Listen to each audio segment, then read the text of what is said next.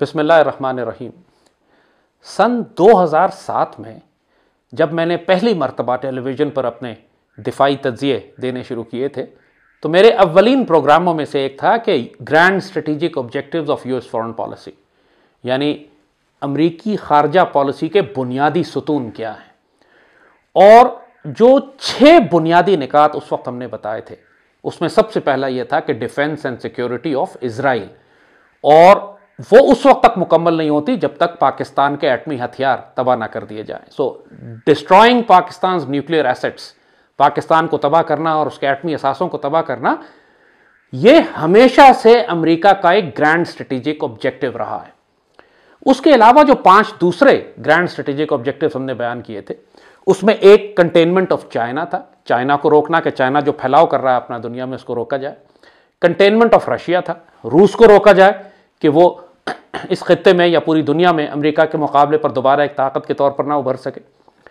Destruction of political इस्लाम, यानी इस्लाम के सियासी तसव्वुर को तबाह करना, और इसके लिए इनको अफगानिस्तान आकर तालिबान की हुकूमत को तबाह करना था कि वो पहली मर्तबा दुनिया में इस्लाम का एक सियासी तसव्वुर पैदा होना शुरू हो गया था। बाकी सब तो सेकुलर रियासतें थी, यहां पर इमारत इस्लामी बन गई थी और उनको खौफ था कि कहीं ये इमारत इस्लामी आगे जाके खिलाफत इस्लामी में तब्दील ना हो जाए। इसके अलावा जो एक ग्रैंड स्ट्रेटेजिक ऑब्जेक्टिव इनका था वो control of global trading routes and waterways था, यानी जिस तरह आपने देखा कभी स्वेज कैनाल ब्लॉक हो गई तो पूरी दुनिया की तजारत रुक गई।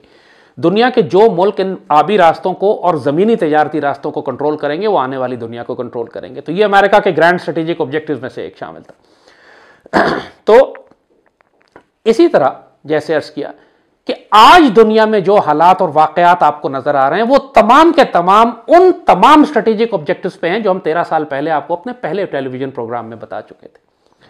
अमेरिका अफगानिस्तान में सिर्फ इसलिए आया था, और इस बात को अब एक्नॉलेज कर रहे हैं अमेरिकन एनालिस्ट भी, अमेरिकन थिंक टैंक्स भी, कि अफगानिस्तान में हमारे आने के सिर्फ ये मकासद थे कि हम यहां बैठकर पाकिस्तान पर नजर रख सकते थे और ज़रूरत पड़ने पर पाकिस्तान में अपनी फ़ौजें दाखिल कर सकते थे ताकि पाकिस्तान के एटमी हथियारों पर हम कब्जा कर सकें।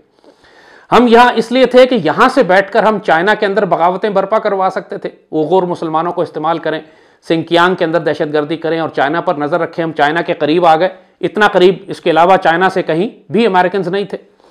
और तीसरा यह था कि चाइना जो अपने आगे सीपैक की किस्म के प्रोजेक्ट्स पूरी दुनिया में लॉन्च कर रहा है, ओबॉर 1 बेल्ट 1 रोड प्रोजेक्ट पूरी दुनिया में, उनको काटने और रोकने के लिए हम हार्ट ऑफ एशिया में आके बैठ जाएं। हार्ट ऑफ एशिया, अल्लामा इकबाल ने आसिया एक पैकर आबो गिल्लस्त मिलत अफ़गान दरू पैकर दिलस्त, ये जो पूरी दुनिया में हार्ट ऑफ एशिया कॉन्फ्रेंसेस हो रही हैं, असल में अल्लामा इकबाल के शेर से इन्होंने ये नाम अफगानिस्तान का लिया है कि अफगानिस्तान एशिया का कल्ब है। जो इसको फसाद यहाँ बर्पा होगा तो पूरे एशिया में फसाद बर्पा होगा। तो इसलिए अमेरिकन आए थे यहां फसाद बर्पा करने के लिए कि वो यहां से पूरे एशिया में फसाद बर्पा कर सकते थे। इस जंग को 20 साल हो चुके हैं और अमेरिकन ट्रिलियंस ऑफ डॉलर्स जाया कर चुके हैं। जो उनका ख्याल था कि वो अफगानिस्तान पर कब्जा कर लेंगे, अफगान तालिबान फार्मर्स, शेपर्ड, गरीब मिस्कीन आजिज से लोग हैं, दुकानदार हैं, इनको हम तबाह बर्बाद कर देंगे और अफगानिस्तान पर हमारा टोटल कंट्रोल हो जाएगा। जिससे पहले ये ख्वाब सोवियत यूनियन का भी था, उससे पहले ब्रिटिश एम्पायर का भी था। तो हम यहाँ अफगानिस्तान को मुकम्मल अपना बेस बना लेंगे और यहाँ से फिर हम पूरे खित्ते में खासतौर पर चाइना और पाकिस्तान के खिलाफ अपनी दहशतगर्द कार्रवाइयाँ कर सकेंगे, बाकायदा इनको डिस्टर्ब करेंगे, तबाह करेंगे, सीपैक ख़त्म करेंगे, पाकिस्तान के एटमी हथियार तबाह करेंगे वगैरह वगैरह। ये कर नहीं सके तालिबान। अल्लाह के फजल से ये शेर और दलेर मुजाहिद, इन्होंने एक मरतबा फिर पाकिस्तान का दिफा किया है। एक जिस तरह सोवियत यूनियन को इन्होंने जब तबाह किया तो सोवियत यूनियन, वरना अगर अफगानिस्तान को सोवियत यूनियन हड़प कर जाता तो आगे कहाँ आता, जाहिर है कि उसने आगे पाकिस्तान में दाखिल होना था। आज बहुत सारे लोग हैं जो कहते हैं कि हमने उस वक्त गलती कर दी कि अफगान जंग में हमने सोवियत यूनियन के खिलाफ एक महाज बनाया। अस्तग़फिरुल्लाह रब्बिल आलमीन, इससे बड़ी जहालत और कोई नहीं हो सकती। आप आज अगर पूरी दुनिया खुली हुई है, पूरे सेंट्रल एशिया में आप तजारत की बात कर रहे हैं, सीपैक की बात कर रहे हैं, खुद आप कह रहे हैं कि सीपैक हमारा सबसे बड़ा प्रोजेक्ट है, ये सब कैसे मुमकिन होता अगर सोवियत यूनियन अफगानिस्तान में बैठा होता तो। अपनी सबसे बड़ी कामयाबी को ही जलील करते हैं ये कहकर के हमने अफगानिस्तान की जंग में शिरकत करके उस वक्त अफगान मुजाहिदीन की मदद करके अपने मुल्क को तबाह करवा लिया। वो हमारी सबसे बड़ी कामयाबी थी। हमने अपने मुल्क को बाद में तबाह इसलिए करवाया कि बाद में हमारी जनरल ज़िया को शहीद करके वो जमहूरियतें ले आए कि जिन्होंने पाकिस्तान का बेड़ा गर्क किया। अपनी गलतियों को उस काम की वजह से उस कामयाबी को जलील न करें जो अल्लाह ने आपके हाथों इतनी बड़ी उम्मत के नसीब में लिखी हुई थी। तो बहरहाल अमेरिकन 20 साल कोशिश करते रहे और अब अमेरिकन थक गए हैं, उनमें एक वॉर फटीग आ गई है। इससे बड़ी जंग उन्होंने अपनी तारीख में कभी नहीं लड़ी। 20 साल चली है जो जंग और अभी तक कहीं खत्म होने का नाम नहीं ले रही। तो अमेरिकन ने अफगान तालिबान के साथ मुज़ाकरात इस बात पर शुरू किए पहले तो कि जी हम आपके साथ ठीक है, आप भी रहिए, हम भी रहते हैं, आप अपने इलाकों पर रहिए, हमें सिर्फ अफगानिस्तान में बेसिस रखने थे, मुख्तलिफ जगहों पर हम मिलिट्री बेसिस रख लेते हैं, मुल्क आपके पास है, ना हम आपको छेड़े ना आप हमें छेड़ें। अफगान तालिबान ने इस बात को तस्लीम करने से इनकार कर दिया। उन्होंने कहा जी अमेरिकन बेसिस तो नहीं होंगे यहाँ पे, आप हमें टाइम टेबल दें कि आप कब निकलेंगे यहाँ से। सो अब अमेरिकन के पास कोई चॉइस नहीं है, या तो ये कि जंग करते रहे, 20 साल कर चुके हैं, मजीद 20 साल करें, इतना वक्त अमेरिकन के पास अब नहीं है। सो दूसरा ऑल्टरनेट क्या है अमेरिकन के पास कि जो स्ट्रेटेजिक ऑब्जेक्टिव्स हैं वो तब्दील नहीं हुए। वो पाकिस्तान के खिलाफ भी जंग करना चाहते हैं, पाकिस्तान को तबाह करना चाहते हैं, चीन को रोकना चाहते हैं, सीपैक और ओबोर जैसे प्रोजेक्ट्स को खत्म करना चाहते हैं, ग्लोबल वाटरवेज और ट्रेडिंग रूट्स काटना चाहते हैं, containment of China, containment of Russia. अब क्या करें? तो उसके लिए इंडियंस ने अमेरिकन को एक नई ऑफर की, जो उस वक्त भी ऑफर की थी 9/11 के बाद कि जी आप इंडिया में बेसिस बना लीजिए और मिलकर हम पाकिस्तान पर हमला करते हैं। अब उस आइडियोलॉजी को उन्होंने रिवाइव किया है। उन्होंने अमेरिका से कहा एक नया एक डिफेंस अलायंस बन रहा है एशिया का, जिसे ये क्वाड का नाम दे रहे हैं, कि वाघा बॉर्डर से लेकर ऑस्ट्रेलिया के वेलिंगटन तक ये तमाम एरिया जो है इंडो पैसिफिक रीजन, इंडियन सब कॉन्टिनेंट और पैसिफिक, ये सारा एक नया सिक्योरिटी ब्लॉक बना रहा है अमेरिका। इसमें 4 ममालिक को, ऑस्ट्रेलिया को, न्यूजीलैंड, इंडिया और अमेरिकन, इन सब को शामिल करके कि चाइना और पाकिस्तान के खिलाफ एक महाज तैयार किया जाए। हिंदुत्व मोदी के लिए, हिंदू आरएसएस ज़ायनिस्ट के लिए ये तो एक ड्रीम कम ट्रू वाली बात है, एक ख्वाब हकीकत में तब्दील हो रहा है कि ये अमेरिका के जरिए पाकिस्तान के खिलाफ एक बड़ी जंग मुसल्लत करवा सकते हैं। और इसके लिए इन्होंने ऑफर की है अमेरिकन को कि कश्मीर को हमने एनेक्स कर लिया है, हम तो जज्ब कर चुके हैं अपने अंदर, और अमेरिकन आके कश्मीर में, अब लद्दाख में और कश्मीर के अंदर आके अमेरिकन बेसिस बड़े बड़े बना दिए जाए, और वहां से जब अमेरिकन बेसिस होंगे लद्दाख में तो इंडियंस ये फील करते हैं कि ये चाइना के लिए काउंटर बैलेंस हो जाएगा, क्योंकि चाइना फिर बराह रास्त लद्दाख में एंट्री नहीं करेगा क्योंकि उससे अमेरिका से तसादुम होने का खतरा होगा। और दूसरी जानिब अमेरिकन को जब इतना बड़ा कंसेशन देगा इंडिया, तो फिर अमेरिकन इंडिया को इजाजत देंगे कि वो पाकिस्तान के खिलाफ एक भरपूर जंगी कार्रवाई करके पाकिस्तान को तबाह कर दें और अमेरिकन उसमें इनकी मदद करेंगे। सो अब जो सिनेरियो बिल्ड हो रहा है, इसीलिए आप देखते हैं कि जब इमरान वजीर आजम बने और अमेरिका गए, उसके बाद फौरन बाद ही ये कार्रवाई डाल दी गई थी अमेरिकन की जानिब से कि पाकिस्तान को ये कंटेन करेंगे, रोकेंगे, प्रेशर डालेंगे पाकिस्तान के ऊपर कि जी आपने कोई कार्रवाई नहीं करनी, और इंडिया को गो अहेड दे दिया गया कि जाके कश्मीर को अपने अंदर जज्ब कर ले। उसी वक्त आपने देखा कि उसके फौरन बाद ही इन्होंने कश्मीर को एनेक्स कर लिया, आर्टिकल 370 को वायलेट करके। तमाम बायलैटरल ट्रीटीज, तमाम इंटरनेशनल यूएन ट्रीटीज, सब कुछ खत्म हो गया, इन्होंने कश्मीर को जज्ब कर लिया। और अब 1.5-2 साल हो गए हैं कि वो कश्मीर की डेमोग्राफी चेंज कर रहे हैं, आबादी को तमाम मज़ाहमत को कत्ल कर रहे हैं, बुरी तरह दहशतगर्दी मचाई हुई है। कर्फ्यू आपने देखा कि तारीख का सबसे लंबा कर्फ्यू दुनिया में, तकरीबन 1 साल चला वो, इंटरनेट फैसिलिटीज़, कर्फ्यू, लॉकडाउन, 1 साल 90 लाख की आबादी को उन्होंने दबा के रखा कि ताकि कश्मीरी मज़ाहमत मुकम्मल तौर पर ख़त्म हो जाए।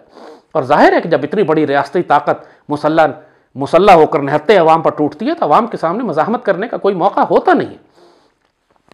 तो और साथ साथ ही क्योंकि एक जानिब चाइना के साथ प्रॉब्लम्स क्रिएट हो रही थी इंडिया की, एक तरफ अंदर से मज़ाहमत थी, एक तरफ पाकिस्तान लाइन ऑफ कंट्रोल पे उनके खिलाफ एक हमारा तसादुम चल रहा था, पूरी दुनिया की ताकतें पाकिस्तान के ऊपर ला के अमेरिकन, सऊदीज, यूएई, ये हमेशा यूएई और सऊदीज जो हैं बेसिकली इसराइल और अमेरिका और इंडिया के दलाल के तौर पर काम करते हैं। इनको आगे किया जाता है, अखी करके ये पाकिस्तान के पास आते हैं, कुछ कर्जा देते हैं, उसके बाद कहते हैं आप उनकी गाड़ी चलाते हैं, उसके बाद ये आपसे शर्तें मनवाना शुरू करते हैं कि जी आप लाइन ऑफ कंट्रोल पे ऐसे कर दें, आप सीज़ फायर कर दें, आप इंडिया के खिलाफ कोई कार्रवाई ना करें, आप इंडिया की वो फ्लाइट्स बंद ना करें, आप इंडिया से तिजारत खोलें। ये सारे अहकामात, जाहिर है कि जब मोहम्मद बिन सलमान फ़ोन करता है हमारे वज़ीर आज़म को तो वो 1 बिलियन ट्री और दरख्त लगाने और सुनामी की बात नहीं करता, वहाँ जियोपॉलिटिक्स की बात होती है, वहाँ ये बात होती। और जब आप मुश्किल होने उनके लिए करते हैं, आप कहते हैं मेरे लिए मुश्किल है, हम ये नहीं करेंगे, आपने देखा उसी वक्त वो आ जाते हैं कि हमारा कर्जा वापस कर दें आप, और आपके लिए क्राइसिस खड़ा हो जाता है। अभी आपने चीन से लेकर पैसे इनको वापस किए थे, ये प्रेशर टैक्टिक्स पर वो डालना शुरू कर देते हैं। सो इस वक्त स्टेटस ये है कि बैटल लाइंस दोबारा से ड्रॉ हो रही हैं, बल्कि हो चुकी हैं। इंडिया टोटली अमेरिकन कैंप में, और यह फैसला हो चुका है कि चाइना को कंटेन करने के लिए लद्दाख में और मकबूजा कश्मीर के इलाकों में अमेरिकन मिलिट्री बेसेस बनाए जाएंगे, जिसकी वजह से जाहिर है कि चाइना से उनका तसादुम होने का अंदेशा ज़रूर है, लेकिन एक कॉशन इंपोज हो जाएगा चाइना पे भी कि जिस तरह उन्होंने इंडिया को मारा था कि इस तरह वो अमेरिकन को नहीं मार सकते। जाहिर है न्यूक्लियर जंग शुरू हो जाएगी, और दोनों मुल्क अगर न्यूक्लियर जंग का रिस्क लेना चाहते हैं तभी ऐसा होगा। इंडिया को तो ठोक दिया उन्होंने, डंडों से आके मारा, पूरी इंडियन आर्मी को साफ कर दिया, कई 100 किलोमीटर के एरिया पे कब्जा कर लिया, मगर जाहिर है कि यह कार्रवाई अमेरिकन के साथ नहीं डाली जा सकती। लिहाजा अगर फ्रंट लाइन पे अमेरिकन बेसिस होंगे तो ये इंडिया के लिए बहुत बड़ी सिक्योरिटी बन जाएगी, प्रोटेक्शन होगी, और इंडिया फारिग हो जाएगा तसल्ली से पाकिस्तान के खिलाफ एक भरपूर जंगी कार्रवाई करने के लिए। इसीलिए जो बाइडन ने अफगान तालिबान से 6 माह मजीद मांगे हैं।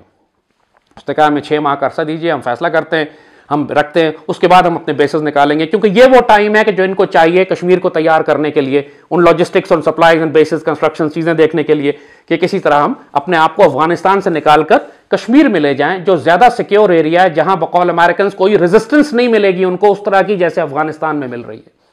क्योंकि अफगान तालिबान तो उन पर रोज रॉकेट मारते हैं, रोज एम्बुश करते हैं, रोज उन पर अटैक करते हैं। कश्मीर में ऐसा कोई थ्रेट अमेरिकन को नहीं होगा कि लोकल पॉपुलेशन उनके ऊपर हमले करना शुरू कर दे। So that's a better base area for them. So इस वक्त पाकिस्तान के लिए एक बहुत बड़ा क्राइसिस खड़ा हो गया है। अमेरिकन शदीद प्रेशर है पाकिस्तान के ऊपर कि आप चाइनीज कैंप छोड़कर अमेरिकन कैंप में चले जाएं। इस वक्त पाकिस्तान के साथ इन्होंने वही कर दिया है जो 1988 में इन्होंने किया था कि जब अफगान जिहाद चल रहा था तो इनको हमारी जरूरत थी, ये हमें हर दफा लिख के भी देते थे कि पाकिस्तान एटमी हथियार नहीं बना रहा, फिर हमें F-16 भी दिए, मैंने इक्विपमेंट भी दिया, लेकिन जैसे ही अफगान जिहाद खत्म हुआ इन्होंने हमारे खिलाफ उस वक्त प्रेसलर अमेंडमेंट और पता नहीं क्या क्या अमेंडमेंट्स लगा दी कि जिसके तहत पाकिस्तान पर पाबंदियां लगा दी गई थी। अब चूंकि अफगानिस्तान की जंग अपने अख्ताम की तरफ जा रही है, अमेरिकन वहां से निकलने की बात कर रहे हैं, अफगान तालिबान जो है वो अभी भी अमेरिकन के साथ निगोशिएट करके उनको रखने पर राजी नहीं है, लिहाजा अब अमेरिकन के लिए अफगानिस्तान की अहमियत कम हो गई है, नतीजतन पाकिस्तान की अहमियत बिल्कुल खत्म हो गई है। अब सिर्फ इतनी अहमियत रह गई है पाकिस्तान की को सिर्फ एंगेज करके रखना चाहते हैं, कोशिश कर रहे हैं, प्रेशर डाल रहे हैं कि पाकिस्तान चाइनीज कैंप से निकालकर आप इसको अमेरिकन कैंप में दोबारा ले जाएं। So this is where we stand today. Pakistan को एक बात बड़ी अच्छी तरह समझ लेनी चाहिए कि America is a decaying super power. एक ऐसी आलमी ताकत थी 150-200 साल इसने दुनिया में गुजारे, अब ये गल सड़कर कैंसर ज़दा हो चुकी है और अब ये ख़त्म होने जा रही है। अगले 10-15 साल में, 20 साल में ये बिल्कुल तबाह बर्बाद होकर रह जाएगी। जो फ्यूचर है वो एशिया का है, आसिया या यानी हिमालय के चश्मे उबलनामा इकबाल का जो शेर था कि गरा ख्वाब चीनी संभलने लगे, हिमालय के चश्मे उबलने लगे, खोल आंख ज़मीं देख, फलक देख, फजा देख, मशरक से उभरते हुए सूरज को ज़रा देख। अब तो rise of the east, Mashrak की ताकतों के उठने का वक्त है। तो पाकिस्तान को अगर मिलिट्री अलायंसेस बनाने हैं तो लाजमन हमने अपना ईस्टर्न और इस्लामिक ब्लॉक के साथ, ईस्टर्न ब्लॉक हमारा रशिया और चाइना है, इस्लामिक ब्लॉक हमारा टर्की है। जहाँ तक सऊदी अरब और यूएई वगैरह का ताल्लुक है, ये अपॉर्चुनिस्ट हैं, हमें इस्तेमाल करते हैं, उनके साथ हमारा एक लव हेट रिलेशनशिप चलता है, लेकिन ये हमारे लिए कभी जान कुर्बान नहीं करेंगे, कभी स्टैंड नहीं लेंगे। और एज पर टुडेज जियोपॉलिटिक्स ये टोटली इसराइली कैंप में खड़े हुए हैं, लिहाजा इन पर एतबार भी नहीं किया जा सकता। सो इस वक्त गलती की गुंजाइश नहीं है। इंडिया एक खौफनाक कन्वेंशनल जंग की तैयारी कर रहा है, उनको मालूम है, क्योंकि उनको ये मालूम है, ये बात अमेरिकन ने भी तसल्ली दे दी है कि हम पाकिस्तान पर इतना प्रेशर रखेंगे कि बात न्यूक्लियर थ्रेशोल्ड तक नहीं जाएगी और जंग कन्वेंशनल रहेगी। और इंडियन वॉर स्ट्रैटेजी वो अपने दूसरे प्रोग्राम में डिस्कस भी कर चुके हैं कि वो यही है कि इतनी तेजी से पाकिस्तान में दाखिल हो कि अर्बन सेंटर्स में दाखिल हो जाएं, क्योंकि हमारे सारे शहर इंडियन बॉर्डर्स के साथ जा चुके हैं। DHA जो है हमारा लाहौर में DHA 6 वो तो BRB नहर तक आ चुका है तकरीबन। So Indians are so close to our urban centres के वो एक दफा हमारे शहरों में दाखिल हो गए तो फिर हम टैक्टिकल न्यूक्स भी यूज नहीं कर सकेंगे, जो हमारी तमाम डॉक्ट्रिन जिस पर रिलाय कर रही है। सो इंडियंस ने काउंटर डॉक्ट्रिन बना ली है हमें न्यूट्रलाइज करने के लिए, एक कोल्ड स्टार्ट जो अर्बन वॉर की तरफ जाएगा। लेकिन उसके लिए जो एनवायरमेंट है, जो अम्ब्रेला प्रोटेक्शन उनको चाहिए, वो क्वाड में उनको मिल रही है। American are offering them this कि जी आप हमारे साथ शामिल हो जाएं, हम आपको चाइना से प्रोटेक्ट करेंगे और आप पाकिस्तान को मारें जाके। जैसे कहते हैं कि Indians want to fight Pakistan to the last American, यानी आखिरी अमेरिकन सिपाही तक वो पाकिस्तान से लड़ना चाहते हैं। So this is where we stand. गलती की गुंजाइश नहीं है। पाकिस्तानी फॉरेन ऑफिस को, हमारी आर्म फोर्सेस को, GSU को और पाकिस्तान आर्मी को बहुत स्ट्रेंथ के साथ इस वक्त अपनी पॉलिसी डिसाइड करनी है, अपनी तकदीर खुद डिसाइड करनी है। अगर आप UAE और सऊदी अरेबिया को इजाजत देंगे कि पाकिस्तान की फॉरेन पॉलिसी चलाएं और उस किस्म के सस्पेक्ट्स होंगे आपके फॉरेन ऑफिस में जैसे आज बैठे हुए हैं, तो फिर अल्लाह ना करे पाकिस्तान को शदीद नुकसान पहुंच जाएगा। ये एक वार्निंग भी है, एक नसीहत भी है, और आने वाले खतरात के बारे में आपको एक आगाही है वक्त से पहले, वरना बाद में आपके पास तौबा और कफ़ारे का मौका नहीं रहेगा, लाखों करोड़ों जानों की कुर्बानी देनी पड़ेगी। अल्लाह पाकिस्तान का हाफिज़ और नासिर और मालिक, मालिक इस पाकिस्तान की हिफाजत फरमा रहा, हमारी गलतियों को तहाइयों पर पर्दा डाल, हमारे हुक्मरान तहाई हिमाकतें कर रहे हैं, लाखों करोड़ों की कुर्बानियाँ देनी पड़ जाएंगी इस पाकिस्तान को बचाने के लिए।